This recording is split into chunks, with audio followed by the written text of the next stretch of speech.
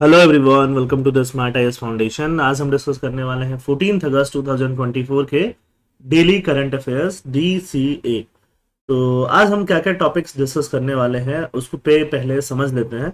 The first topic is the corporatisation of science research in India.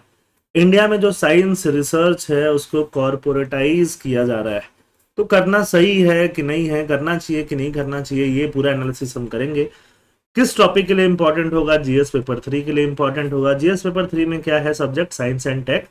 और ये mains के लिहाज से इंपॉर्टेंट ज्यादा होगा। प्रीलिम्स के लिहाज से एक दो इसमें इंपॉर्टेंट कॉन्सेप्ट हो सकते हैं जो आपके प्रीलिम्स में हेल्प करेंगे। Second, the impact of climate change on earth rotation and time keeping, a call to action.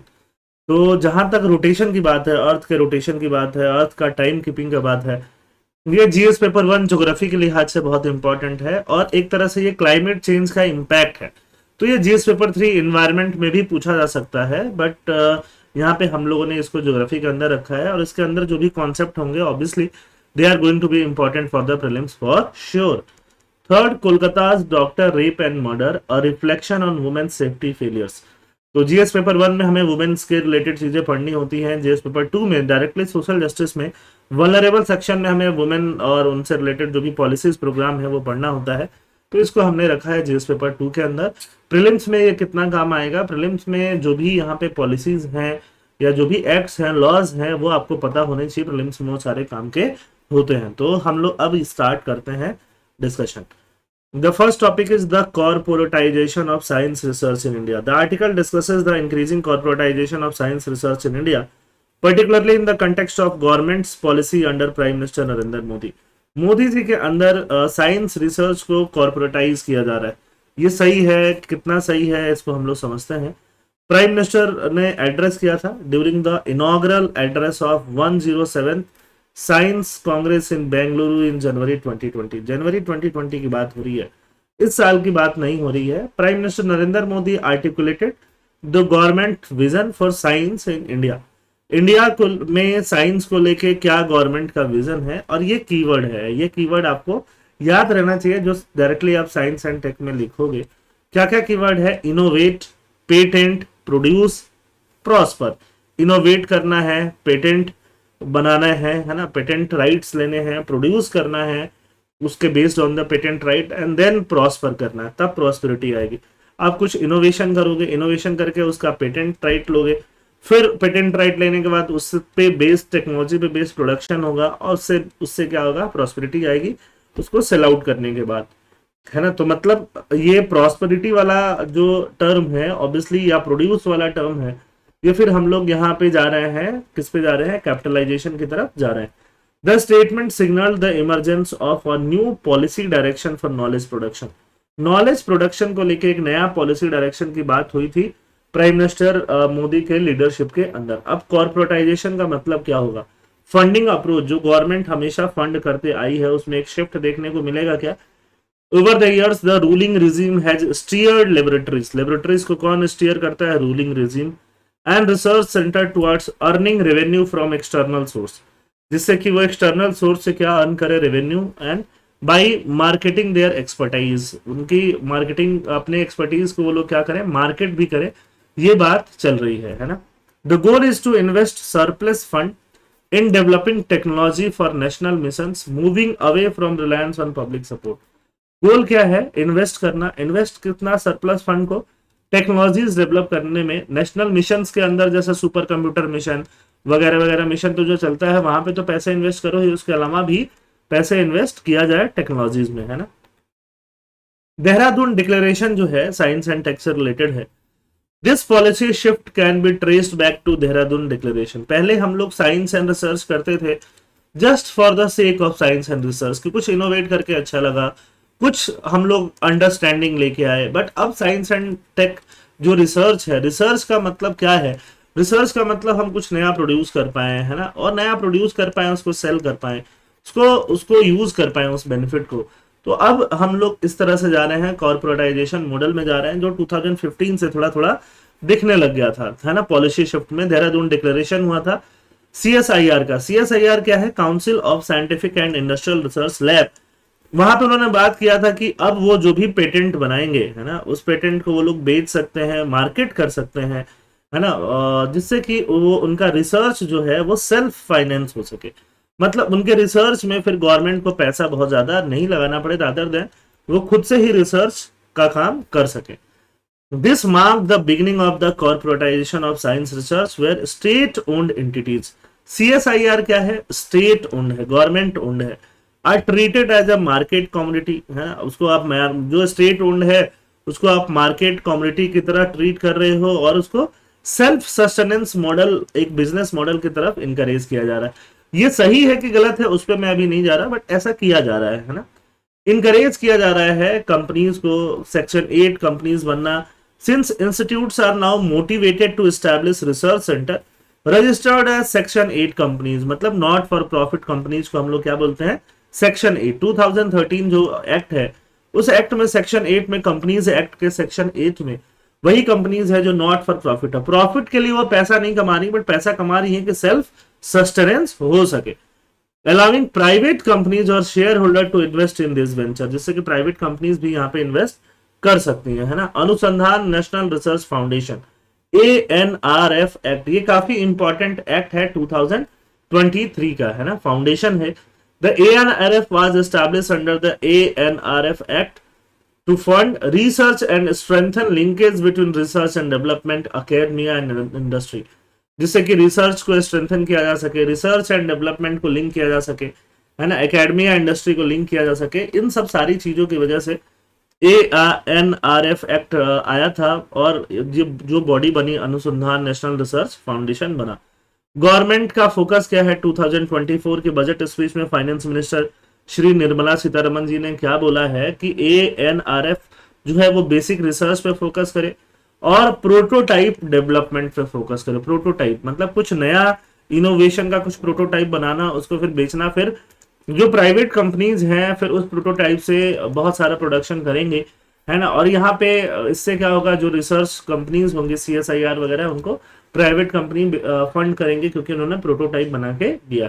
Funding structure, ANRF is expected to receive 50,000 crore, काफी पैसा होता है 50,000 करोड़ नेक्स्ट 5 ईयर में, जिसमें 72% फंडिंग कहां से आएगा, प्राइवेट सेक्टर। तो आप समझ पा रहे हो कि मतलब पहले जो गवर्नमेंट ही ज्यादा से ज्यादा फंडिंग करती थी, अब यहाँ पे फोकस ये भी है कि प्राइवेट से भी फंडिंग लिया जा सके। प्राइवेट फंड तभी करेगा ना जब आप उसको कुछ दोगे बदले में कुछ रिसर्च करके दोगे, वैसा रिसर्च जिसको वो सेल आउट कर पाए, उसके बेसिस पे कोई प्रोडक्ट बना पाए, कोई प्रोटोटाइप मतलब किसी भी ऑब्जेक्ट का, किसी भी नया अगर आप कुछ करने वाले हो, नया मैन्युफैक्चरिंग करने वाले हो, उसके बेसिस पे नया कोई सर्विस प्रोड्यूस करने वाले हो, सॉफ्टवेयर प्रोड्यूस करने वाले हो, उसका एक बेसिक मॉडल को क्या बोलते हैं, प्रोटोटाइप बोलता है।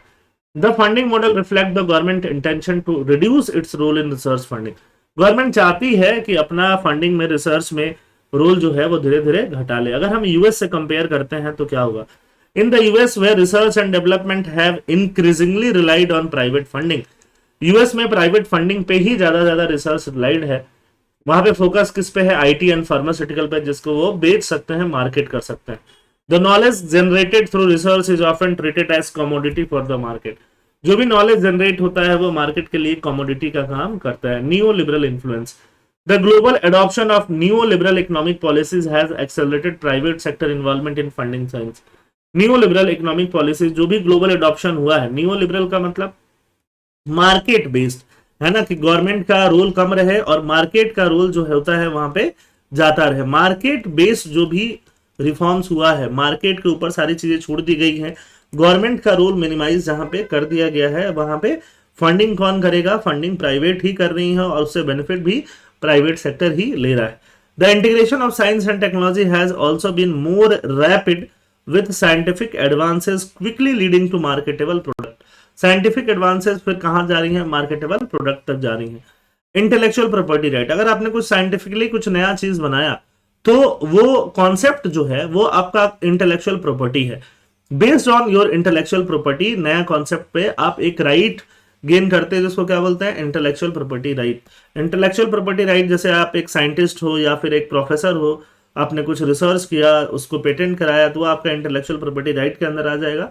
Intellectual property right now allow universities to sell patent to private corporation. Patent कहां बेचे? प्राइवेट कॉर्पोरेशन को। Even when research is publicly funded, जब भी रिसर्च क्या है पब्लिकली फंडेड होता है तब भी, है ना। रिसर्च पब्लिकली फंडेड मतलब गवर्नमेंट फंड कर रही है, हमारा टैक्स का पैसा जा रहा है, तो हमारा टैक्स का पैसा से रिसर्च हुआ, उसको कहाँ बेचना है? प्राइवेट कंपनीज में। बट ठीक है, ये अलाउ किया जा रहा है कि रिसर्च बेचो, उससे और पैसा आएगा, तो और पैसा आएगा तो और ज्यादा आप यूज कर पाओगे उन सब चीजों को। ठीक है, कैपिटलिस्ट इकोनॉमी की बात करें तो कैपिटलिस्ट इकोनॉमी क्या होता है? An economy is capitalist if private businesses own and control the factor of production. Factor of production पता है ना, लैंड, लेबर, कैपिटल, एंटरप्रेन्योरशिप, वो कौन ओन कर रहा है? वो कैपिटलिस्ट लोग कर रहे हैं, प्राइवेट बिजनेसेस कर रही हैं, तो कैपिटलिस्ट इकोनॉमी है।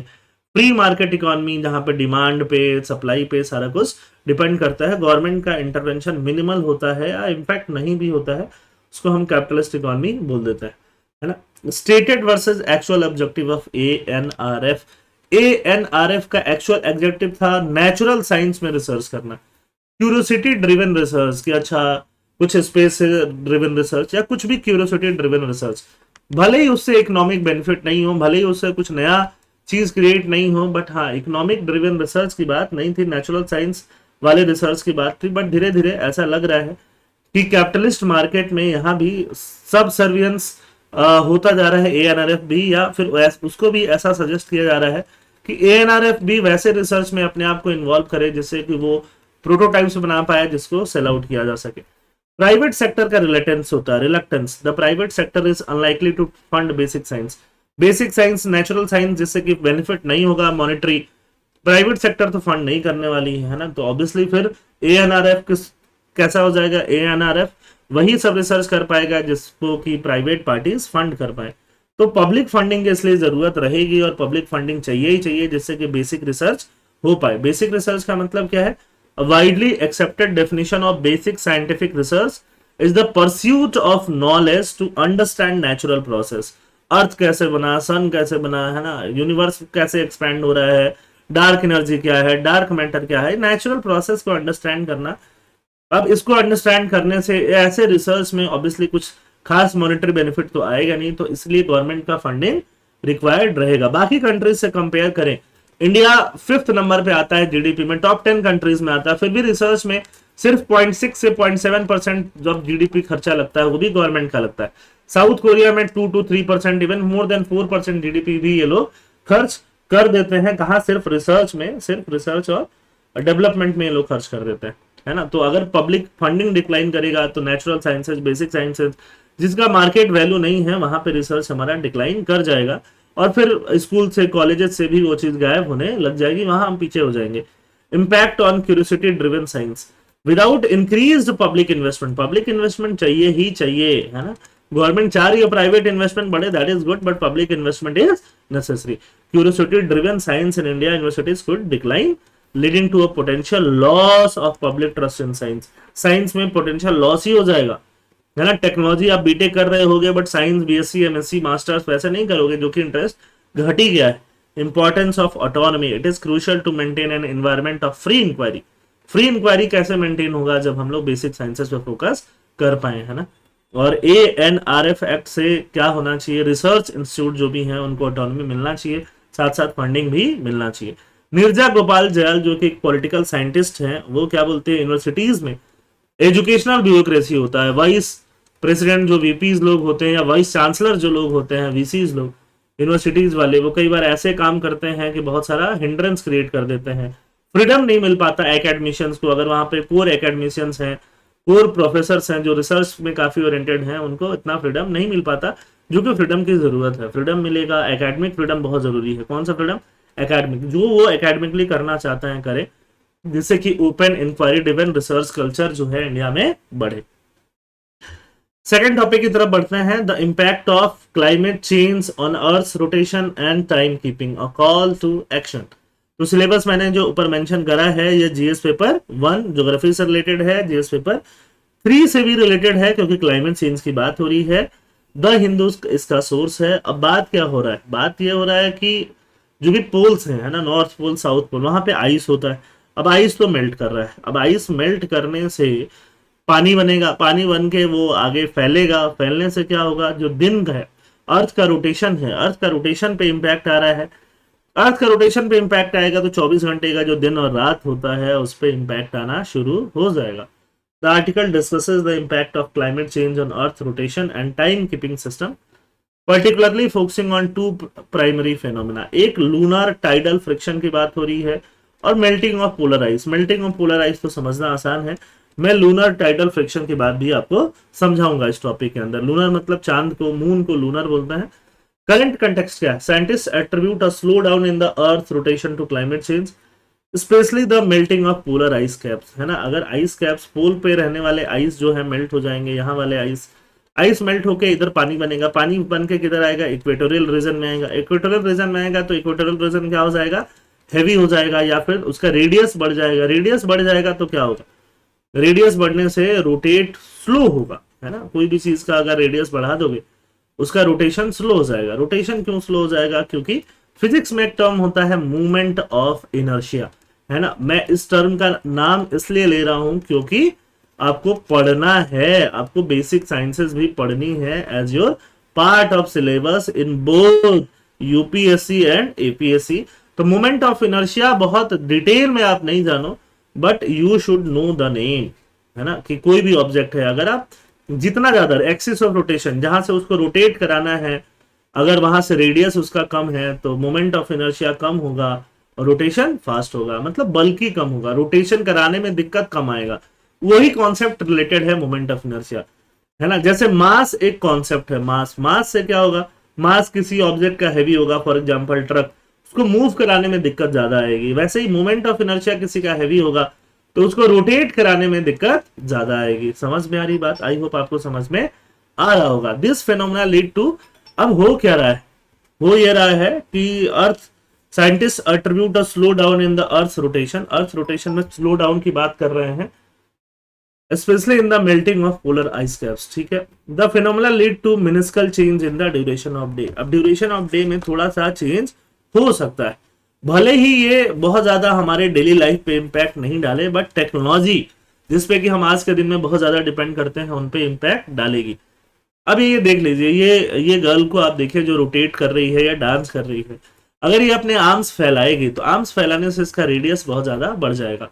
अगर रेडियस बढ़ जाएगा तो रेडियस बढ़ने से मोमेंट ऑफ इनर्शिया जो है वो बढ़ जाएगा। मोमेंट ऑफ इनर्शिया बढ़ने से रोटेशन का स्पीड जो है वो स्पीड घट जाएगा। स्पीड घट जाने से टाइम जो है वो टाइम ज्यादा लगेगा, है ना। तो रिलेशन जान लो, जैसे ही ये इस एक्सिस के अराउंड ऐसे रोटेट होगी, घूमेगी, ऐसे नाचेगी, तो जितना ज्यादा रेडियस होगा, रेडियस जितना ज्यादा, मोमेंट ऑफ इनर्शिया उतना ज्यादा हो जाएगा। ठीक बात है। मोमेंट ऑफ इनर्शिया ज्यादा मतलब स्पीड, रोटेट करने का रोटेशनल स्पीड कम, मतलब टाइम ज्यादा। अगर हाथ उसने फोल्ड कर लिया तो रोटेशनल स्पीड उसका क्या हो जाएगा? बढ़ जाएगा। अब बेसिक फिजिक्स प्रिंसिपल जिसको बोलते हैं एंगुलर मोमेंटम, है ना, एंगुलर मोमेंटम भी है, is centre to understand the earth current situation. When an ice skater pulls their arms in, their moment of inertia decreases, causing them to spin faster। ये वाला बात हो रहा है। Conversely, stretching their arms out increase moment of inertia and slows their spin। ये वाली बात हो रही है। वैसे ही अगर आइस मेल्ट होगा पोल्स पे तो वो पानी बन के इधर आएगा और अर्थ का इक्वेटर का रेडियस बढ़ जाएगा तो उनका स्पिन क्या होगा? स्लो हो जाएगा, मतलब रोटेशन स्लो हो जाएगा। स्लो हो जाने से क्या होगा? दिन रात का टाइमिंग जो है वो बढ़ सकता है, ठीक है। डे लेंथ चेंज हो जाएगा। अब स्टडीज क्या कहते हैं उसको हम लोग देखने की कोशिश करते हैं, है ना। तो देखे करके देखते हैं। Water from melting ice toward equator causing earth to bulge slightly, है ना। तो a study using a combination of climate model and real world data analyse 200 year period and discovered that last 200 year में, over the past 2 decade की बात पहले कर लें हम लोग, climate change has slowed the earth rotation. Climate change ने earth के रोटेशन को स्लो किया है 1.3 मिली सेकेंड पर सेंचुरी से, पर सेंचुरी, है ना, पर सेंचुरी 1.3 मिली सेकेंड अर्थ का रोटेशन स्लो हो गया। आप बोलोगे सर ये तो बहुत कम हुआ, कोई दिक्कत नहीं है ना। If high emission scenario continues this rate could increase to 2.6 millisecond per century. एक सेंचुरी में कितना स्लो होगा? सिर्फ 2.6 मिली सेकेंड। आपको लग रहा है कि सर अगर इतना ही स्लो होना है तो फिर इसको हम लोग पढ़ क्यों रहे हैं, है ना। पढ़ना क्यों जरूरी है मैं आपको अभी बताऊंगा। The fact that it can change not by a large amount but still some amount the actual rotation rate of entire earth का एक्चुअल रोटेशन रेट चेंज कर सकता है, is a pretty big thing to have been affected, है ना। पूरा अर्थ का rotation rate change कर देना बहुत बड़ी बात है। अब बड़ी बात क्यों है? टाइम कीपिंग, हम लोग प्रिसीजन टाइम कीपिंग करते हैं एटॉमिक क्लॉक का यूज करके, जो कि बहुत एक्यूरेट टाइमिंग बताता है, उसमें दिक्कत आना शुरू हो जाएगा। 1915 से हम लोग इस पे काम कर रहे हैं। Just as the earth revolution around the sun require the addition of leap day due to duration slightly longer than 365, the rotation of the earth also varies slightly from a perfect 24। Perfect 24 नहीं है rotation of the अर्थ, है ना। Few मिली second जो है वो ज्यादा होता है, जैसे लीप डे वहां ऐड करते हैं ना हम, वैसे ही यहाँ फ्यू मिली सेकेंड और ज्यादा ऐड करते हैं। अब 1 सेकेंड ज्यादा क्यों है वो समझते हैं। ये मून है, मून आप देख रहे हो, अर्थ देख रहे हो, है ना। तो क्या होता है हाई टाइड के टाइम पे अर्थ, ये मून का ग्रेविटेशनल फोर्स यहाँ वाटर को अपनी तरफ खींच रहा होगा वापस, यहाँ पे रेडियस बढ़ जाएगा, मोमेंट ऑफ इनर्शिया बढ़ जाएगा, रोटेशनल स्पीड स्लो हो जाएगा, तो इसका मतलब टाइम ज्यादा लगेगा, है ना। तो 2 मिली सेकेंड का टाइम जो होता है पर सेंचुरी ऑलरेडी ज्यादा लगता है। मून के ग्रेविटेशनल पुल के वजह से अर्थ का रोटेशन 2 मिली सेकेंड 1 सेंचुरी में स्लो कर देता है। कौन? Moon. Impact on time keeping, currently हम लोग क्या करते हैं, earth takes about 2 millisecond longer to complete a day than predicted. जितना प्रिडिक्ट किया जाता है उससे 2 मिली सेकेंड ज्यादा लेता है। This discrepancy can cause disruption in system reliant on precise time keeping, computer network, space travel, इन सब में बहुत ज्यादा प्रॉब्लम हो सकता है। अगर नेक्स्ट 100 ईयर में यही सब चीजें चलती रहे, आइस वाइस मेल्ट, तो 4 मिली सेकेंड का ज्यादा टाइम ड्यूरेशन हो सकता है, ठीक है। To account for this cumulative millisecond, leap seconds have been added to align with earth rotation. Earth के रोटेशन से अलाइट करते हुए हम लोग लीप मिली सेकेंड, मतलब जो 100 ईयर्स में जोड़ा जाएगा, उसको ऐड कर देते हैं। वाइल इम्परसेप्टिबल टू ह्यूमंस, हमें पता नहीं चलेगा, accurate time measurement are crucial for technology like GPS के लिए, स्टॉक ट्रेडिंग के लिए, स्पेस एक्सप्लोरेशन के लिए एग्जैक्ट टाइम बहुत मैटर करता है। साइंटिस्ट डॉक्टर एग्न्यूज बोलते हैं, in the precise time keeping word a second is a lot. 1 second भी बहुत ज्यादा है। अर्थ का एक्सिस भी जो है, वो अर्थ का एक्सिस जिस एक्सिस के अराउंड रोटेट करती है वो भी शिफ्ट कर सकता है। Studies confirm that climate change affects fundamental process like earth axial rotation, उसको भी चेंज कर सकता है ना। जो ये एक्सपेरिमेंट हुआ, एक्सपेरिमेंट का नाम जानने का जरूरत नहीं है। Their finding suggest that the melting ice and glacier drive changes into the earth polar motion. Ice का मेल्ट होना और ग्लेशियर जो है अर्थ के पोलर मोशन को ड्राइव करते हैं, जिससे कि ग्रेजुअल शिफ्ट हो रहा है अर्थ के एक्सिस में ही। वहां अर्थ इंटरसेक्ट करता है क्रस्ट पे, वहीं पे ग्रेजुअल चेंज देखने के लिए मिल रहा है। कोस्टल एरियाज में इंपैक्ट तो आपको पता है, पानी बढ़ेगा तो कोस्टल एरियाज में फ्लड आएगा, कोस्टल एरिया से लोग निकलेंगे। ये तो बेसिक इंपैक्ट है जो आपको हमेशा से ही पढ़ने को मिलता रहता है, तो हमें कुछ अर्जेंट एक्शन लेने की जरूरत है इस लिहाज से भी, पोल्स पे जो भी मेल्टिंग हो रही है उनको रोकने के लिए। Third and last topic for the day, Kolkata's doctor rape and murder, a reflection on women safety failure, है ना। जीएस पेपर 2 का ये पार्ट है, जीएस पेपर 1 का भी पार्ट है। एसेज में भी वुमेन के रिलेटेड बहुत सारी चीजें पूछी जाती हैं। हम एज अ यूपीएससी या फिर एपीएससी सिविल सर्विसेज एस्पिरेंट या फिर टीचर, हम लोग क्या सिर्फ ये पढ़ते पढ़ाते रह जाएंगे? इस पे कुछ एक्चुअली क्या होना चाहिए, क्या लॉज हैं और क्या बॉडीज हैं, ये हम एक बार समझने की कोशिश करते हैं through this topic. Indian express का ये टॉपिक है। The article discusses the tragic incident involving 2 women in the health care. एक वुमेन अभी की बात हो रही है, एक पुराना वुमेन जो है, पुराना केस जो है, उसको भी ये आर्टिकल डिस्कस करने की कोशिश करेगा। अभी एक 31 ईयर ओल्ड ट्रेनी डॉक्टर की बात, आरजी कर मेडिकल कॉलेज कोलकाता में, जिसने 36 आवर के शिफ्ट के बाद उस पर सीवियर सेक्सुअल असॉल्ट हुआ है, उसकी एक बात तो है ही। उसके अलावा एक पुराना इंसिडेंट है, पुराना इंसिडेंट 1973 का है। ये मुंबई का केईएम हॉस्पिटल, जहां पे अरुणा शानबॉग एक नर्स हुआ करती थी, उनको सेक्सुअली असॉल्ट किया गया था। और सेक्सुअली असॉल्ट करने के बाद वो मरी नहीं थी, कोमा में चली गई थी, है ना। और कोमा में मतलब वेजिटेटिव स्टेट में चली गई थी। वेजिटेबल मतलब वेजिटेबल मूव कर सकता है क्या? नहीं कर सकता है। वैसे ही वो भी वेजिटेटिव स्टेट में चली गई थी। She was alive for next 41 years, है ना, बट वेजिटेटिव स्टेट में थी वहां, क्योंकि उसी हॉस्पिटल में काम करती थी। वहां के नर्सेज और डॉक्टर ने एटलीस्ट उनका नेक्स्ट 41 ईयर्स तक ख्याल रखा, बट वो फिर कुछ कर नहीं पाए, है ना।